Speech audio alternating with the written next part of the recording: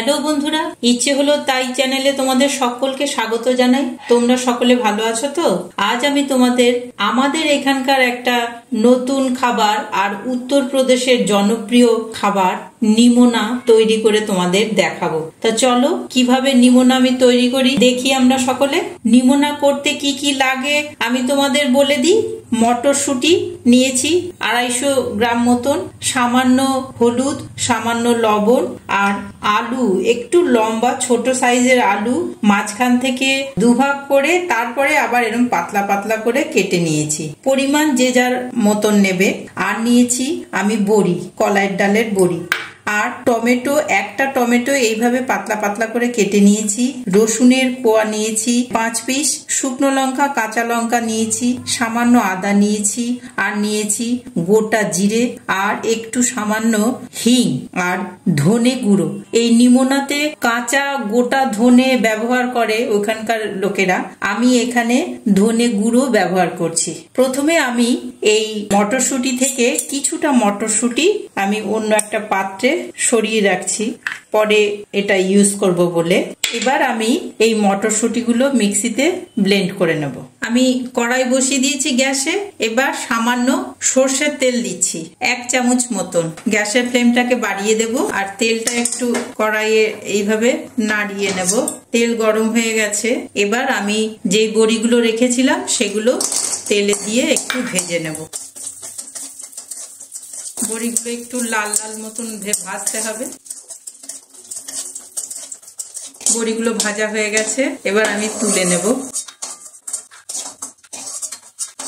সামান্য একটু তেল দিলাম আর কেটে রাখা আলুটা দিয়ে এবার আলুটাকে ভালো করে ভেজে নেব। গ্যাসের ফ্লেমটাকে একটু কমিয়ে দিয়েছি। আলুটা ফ্রাই হতে 1-2 মিনিট টাইম লাগবে। ফিরে আসছে 1-2 মিনিট পর। বেটে নিয়ে এসছি, আর এটা খুব মিহি হবে না, এইরকম আধ ভাঙা মতন বাটতে হবে। একদম পুরো পেস্ট করলে ভালো লাগবে না। এবার এটা অন্য একটা পাত্রে ঢেলে নিচ্ছি। মশলাগুলো আমি মিক্সিতে সব বেটে নেব। রসুন, কাঁচা লঙ্কা, আদা আর হিং, এগুলো বেটে ফিরে আসছি। আলু ভাজা হয়ে গেছে, এবার অন্য একটা পাত্রে আমি তুলে রাখছি। এইভাবেই একটু লাল করে ভাজতে হবে। এবার অবশিষ্ট তেল যেটা রয়েছে তার মধ্যেই আমি এই বেটে রাখা মটরশুঁটিগুলো দিয়ে দেব।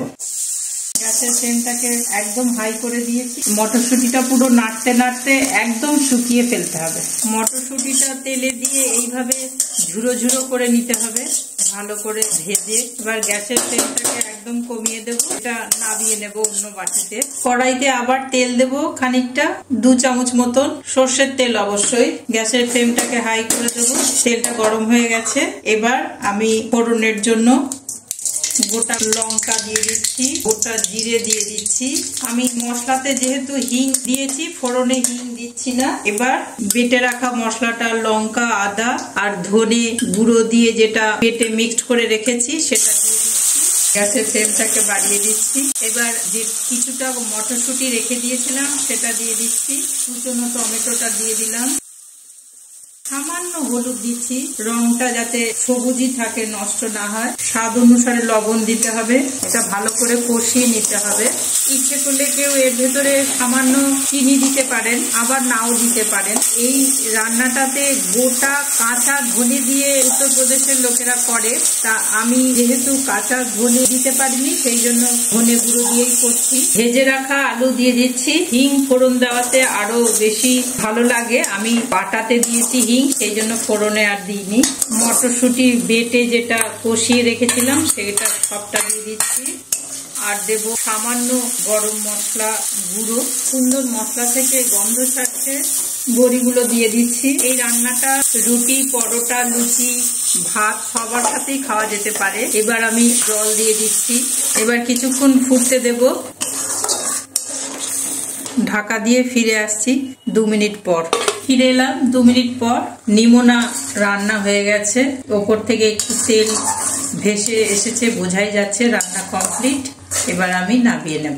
উত্তর প্রদেশের মতন নিমোনা তৈরি করে ফেলেছি। সকলে দেখলে তো? এইভাবে সকলে আমার সাথে গোটা ভিডিওটা দেখলে বলে তোমাদের সকলকে অশেষ ধন্যবাদ জানাই। এইভাবেই সাথে থেকো, আর নতুন বন্ধু যারা সাবস্ক্রাইব করে পাশে থেকো, পুরনো বন্ধু তোমরা তো আছোই, তোমরা লাইক কমেন্ট দিয়ে জানিও কিরকম লাগলো। সুন্দর গন্ধ বেরোচ্ছে, খেতেও খুব সুন্দর হয়। আসছি তাহলে আজকের মতন, দেখা হবে নেক্সট ভিডিওতে। বাই।